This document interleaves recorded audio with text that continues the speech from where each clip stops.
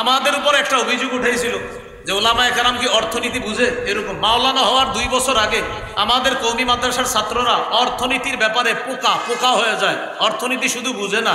মাওলানা হওয়ারও 2 বছর আগে আমাদের কওমি মাদ্রাসার ছাত্রদেরকে অর্থনীতি খাওয়ায়া দেওয়া হয়। আমরা আপনি ইকোনমিক্সের কথা বলতেছেন, আমি কোন ইকোনমি পড়বো? আমি ইসলামী শরিয়া ইকোনমি পড়বো, আমি যাকাত ভিত্তিক অর্থনীতির কথা পড়বো। তো আমাদের যে পড়াশোনা, আমি বলি ভাই, হ্যাঁ আমরা একটা অর্থনীতি, সেটা হলো এটার বিরোধিতা করি, এই জন্য মনে করে আমরা বুঝি না। সেটা কি? সুদ ভিত্তিক অর্থনীতির বিরোধিতা আমরা করি। এই জন্য যারা সুদ ভিত্তিক অর্থ ব্যবস্থা চায় তারাই বলে যে ওলামায়ে কেরাম অর্থনীতি বুঝে না। কারণ ওলামায়ে কেরাম যাকাত ভিত্তিক অর্থনীতি বুঝে, আর সুদ ভিত্তিক অর্থনীতি এটা জাহান্নামী। এটা বলার কারণে একদল মানুষ আমাদেরকে অভিযুক্ত করে যে আলেমরা অর্থনীতি বুঝে না। আসলে বিষয়টা এমন না, আলেমরা অর্থনীতি শুধু বুঝে না, ওলামায়ে কেরাম অর্থনীতি